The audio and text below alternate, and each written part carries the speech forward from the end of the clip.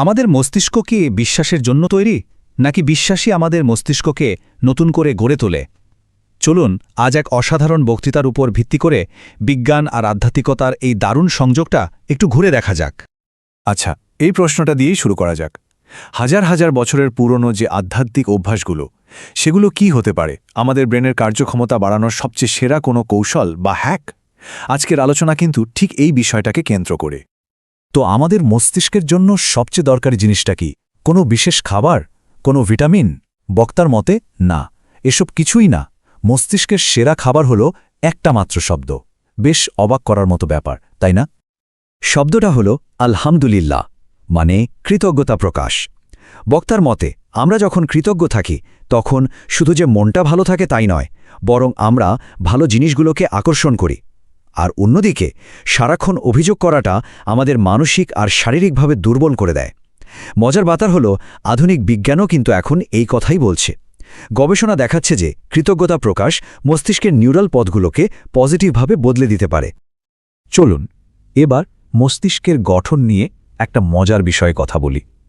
আচ্ছা, কখনো কি ভেবে দেখেছেন যে আমাদের এই মস্তিষ্কের আসল ওজন ঠিক কত? উত্তরটা কিন্তু বেশ চমকপ্রদ।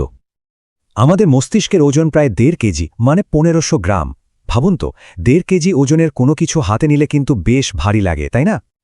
তাহলে মাথার ভেতর এই 1.5 কেজি ওজনটা আমরা সারাদিন অনুভব করি না কেন? কারণ এখানে এক অসাধারণ ব্যবস্থা করে রাখা হয়েছে। আমাদের মস্তিষ্কটা আসলে মাথার খুলির ভেতরে এক ধরনের তরল পদার্থে সাঁতার কাটে। ঠিক যেমন আমরা সুইমিং পুলে নামলে নিজেদের শরীরটা একদম হালকা অনুভব করি, ব্যাপারটা অনেকটা সেরকমই। আর এই ভেসে থাকার কারণেই 1.5 কেজি ওজনের মস্তিষ্কটাকে আমাদের কাছে মাত্র 50 গ্রাম মনে হয়। ভাবা যায় কি অসাধারণ একটা প্রাকৃতিক ডিজাইন।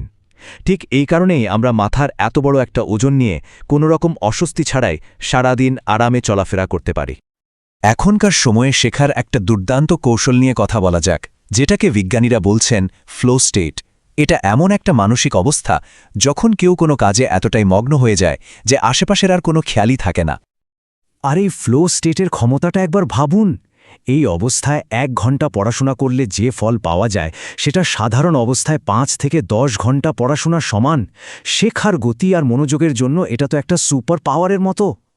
তো বিজ্ঞানীরা এই ফ্লো স্টেটে পৌঁছানোর জন্য 5টা আলাদা আলাদা উপাদানের কথা বলেন।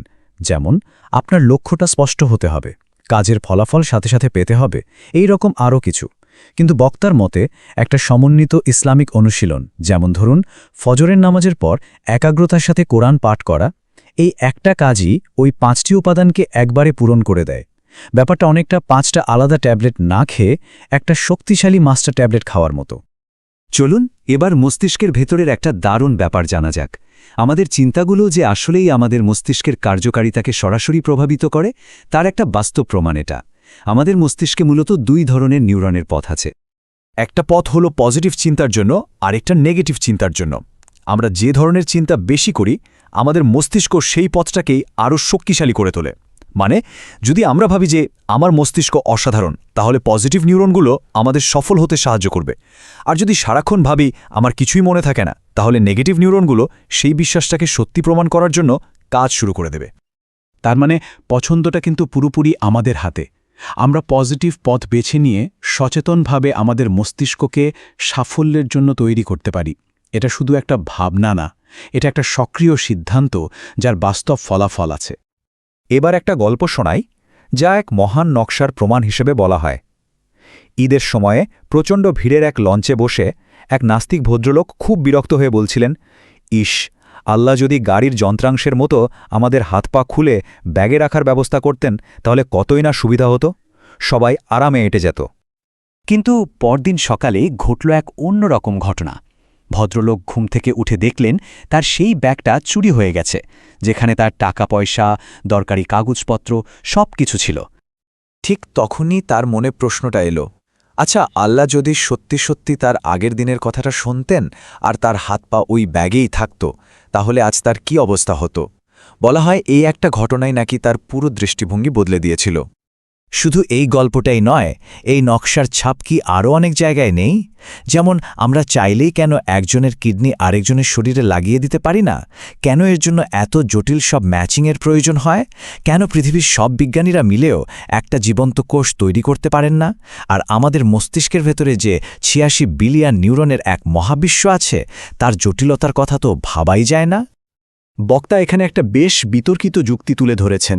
তার মতে ডারবিনের বিবর্তনবাদের মতো তথ্যগুলোকে টিকিয়ে রাখার পেছনে নিখুঁত প্রমাণের চেয়েও বড় ভূমিকা রাখে একটা নির্দিষ্ট উপসংহারকে এড়িয়ে যাওয়ার চেষ্টা। তার মতে এই দ্বন্দ্বটা আসলে বিজ্ঞানের চেয়েও বেশি দর্শনের।